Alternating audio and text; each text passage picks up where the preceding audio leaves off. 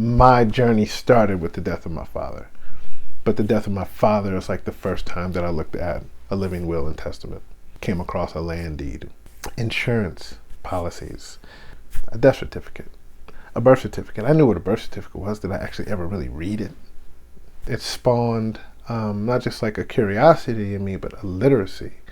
And was realizing like, damn, I was illiterate as hell. I guess just like in the business of life. You know what I mean? Like, as I define it, as someone who helps people to tell the stories that they need to tell in order to be well. We actually do say it's difficult to tell a story that you're still in.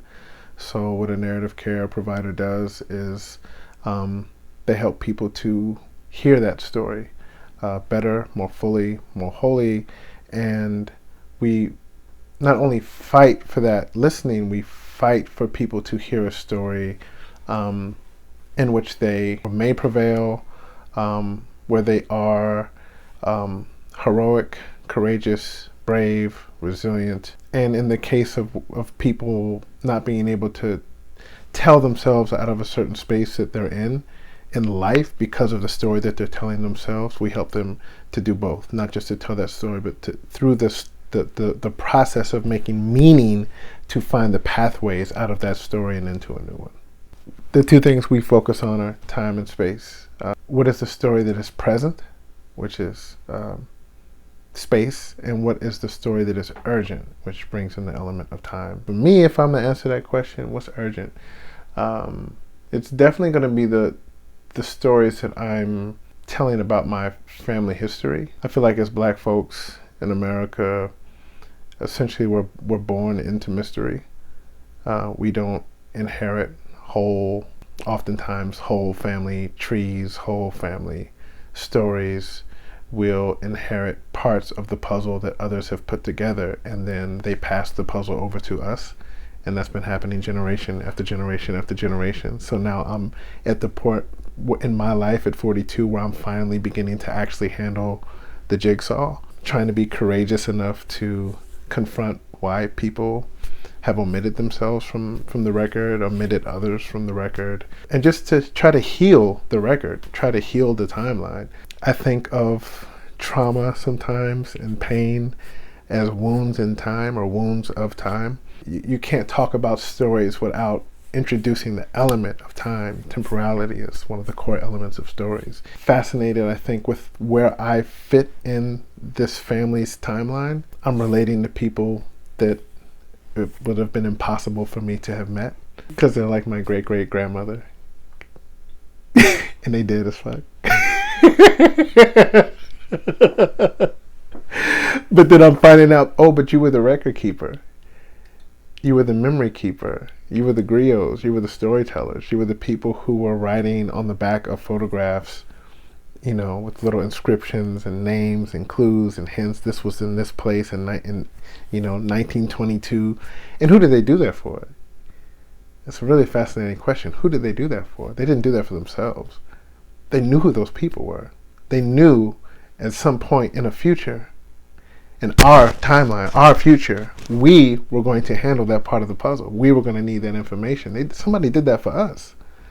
And I'm just like blown. So like me saying thank you, well, let me put it this way. Me working with the pieces again, me activating the histories is my way of saying thank you. How does that come back at us? Like not knowing where we fall into the timeline of the broader American history or the world history. When that happens to us, we don't feel connected to histories or any legacies that those histories might bear.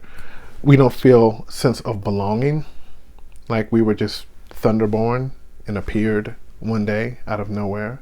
Or we truncate our histories, or we just tell ourselves that history doesn't matter. But what that also cuts us off from is like the great and vast like wells of knowledge that exist in our own blood.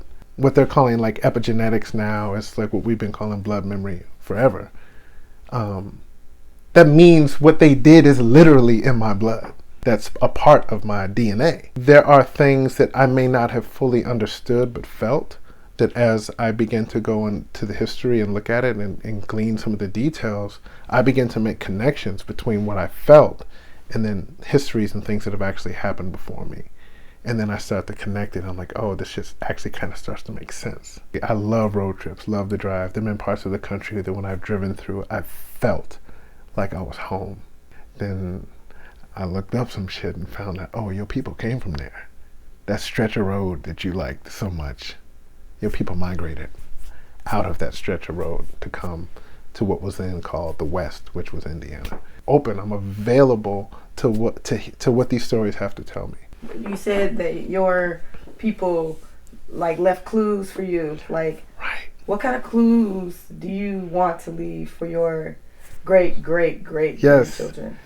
Yes, outside of just that good old "I was here" carved into the bark of the tree, I want them to know that they were loved in advance, that they were thought about in advance, that someone had a vision for them and a hope for them in advance. The main gift is that we keep the tether strong. We're not here accidentally, we're here and we come here with a purpose. And even though no one can give you your purpose, you can be created with your purpose in mind and with there being value for your. I'm a proponent of that. I'm a proponent of living an examined life. I think a life, in this realm, for what it's worth, is like the greatest gift that we can have. And I think we do what we can to try to honor that gift. If life were not a business outside of like carving on walls, it would be very hard to have a record that you were even here. These kind of things become the totems that help us to carry people.